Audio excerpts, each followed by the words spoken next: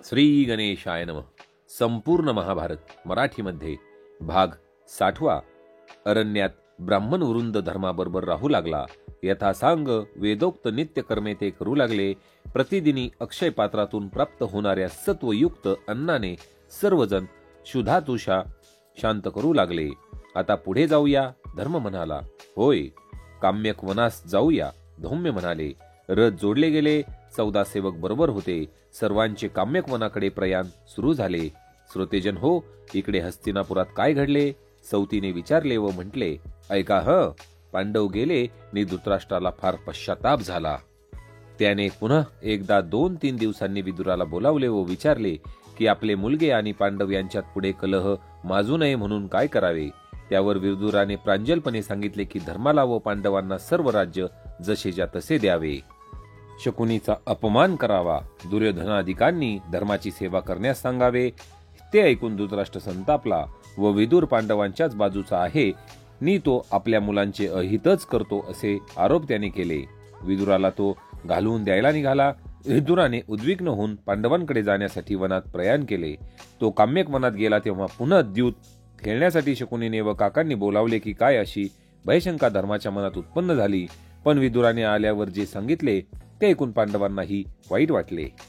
त्यांचे बोलणे चालले होते तेवढ्यात धृतराष्ट्राचा उलट संदेश घेऊन संजय आला. संजय म्हणाला, काका, तुम्ही गेल्यापासून धृतराष्ट्राला पुन्हा चुटपुट लागून राहिली आहे. तुमची त्यांनी क्षमा मागितली आहे. परत चला. चल, मी येतो असे म्हणून बिचारा विदुर पुन्हा हस्तिनापुराला गेला. तो दृष्टीस पडताच दुर्योधनादिकांना वाईटच वाटले. पण धृतराष्ट्राने त्याला अगदी जवळ बसवले व त्याची क्षमा मागितली. विदुराने मोठ्या मनाने त्याला क्षमा केली. त्यांचे फारच सख्य झाले. तेव्हा दुर्योधनाचा राग उफळून आला. त्याने शकुनीला व कर्णाला गाठले. हा वृद्ध राजा परत जर पांडवांना इथे आणून पुनर्राज्य देईल तर आपला नाश होईल, तो म्हणाला. पण शकुनीने म्हटले, अरे सत्यवचनी पांडव 13 वर्ष नक्की येणार नाहीत.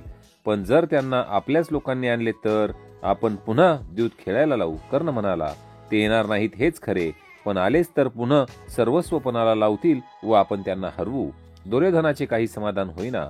तेव्हा अभिमानी कर्ण म्हणाला, जर आमच्या पराक्रमावर तुला भरोसा नसेल तर चल, पांडवांवर वनातच सैन्यासकट धावून जाऊन ते बलिष्ठ होण्याच्या आधीच त्यांना नष्ट करू.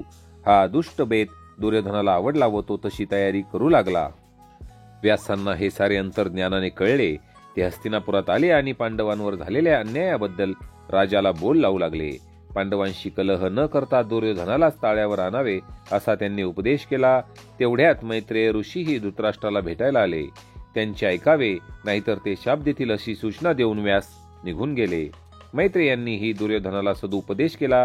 ते प्रथम गेले होते इंद्रप्रस्थाला, जिथे त्यांना कळले की पांडवांचे सर्वस्व गेले असून ते काम्यक वनात गेले आहेत. द्यूतामध्ये त्यांनी पण न जिंकल्यामुळे 12 वर्ष वनवासाला जावे लागले आहे. म्हणून मैत्रेय पण काम्यक वनात गेले. पांडवांना भेटले. तेथूनच ते धृतराष्ट्राला भेटायला आले होते. पांडव पितृहीन आहेत, त्यांच्यावर तुम्ही हा काय प्रसंग आणलाय असा प्रश्न त्यांनी केला. ते ज्या चांगलेपणाने वागण्याच्या गोष्टी बोलत होते तिकडे दुर्योधनाने लक्षच दिले नाही. त्यांनी सर्व हसण्यावारी नेले.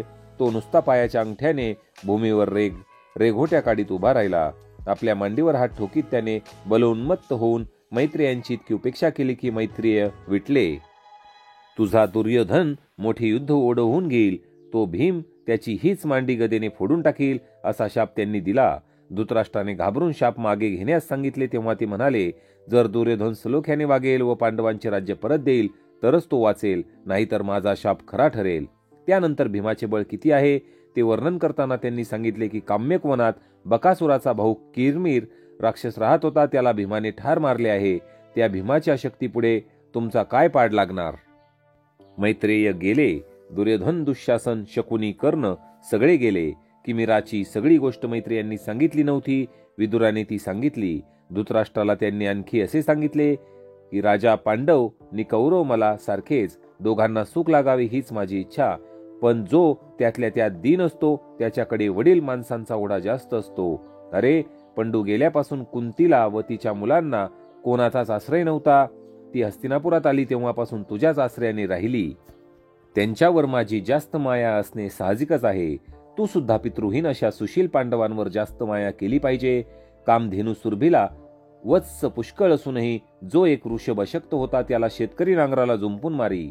त्याला ते सहन होत नसे म्हणून सुरभी रडत बसायची. इंद्र तिच्या मदतीला धावला.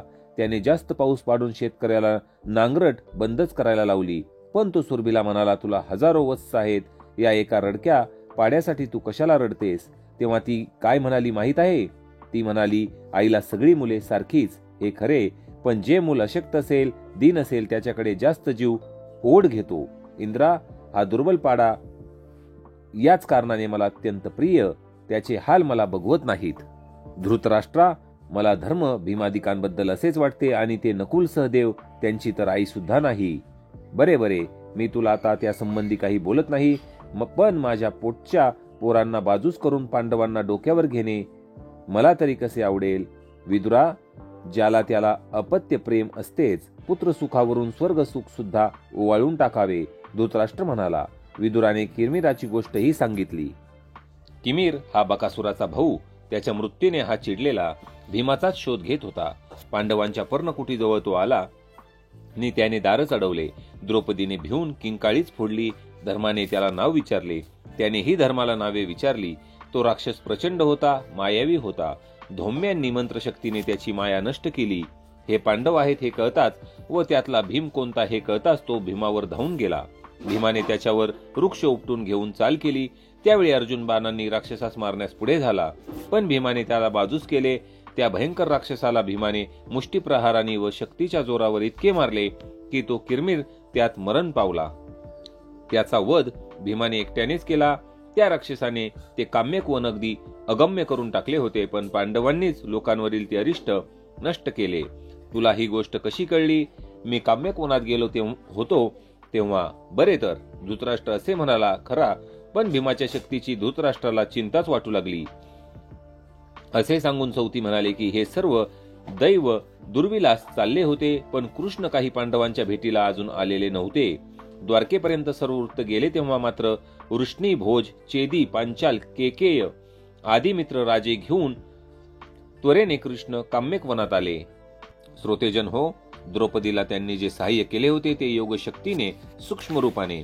कृष्णांनी दृश्य जगात मात्र आताच पांडवांची भेट घेतली. काय झाले पुढे?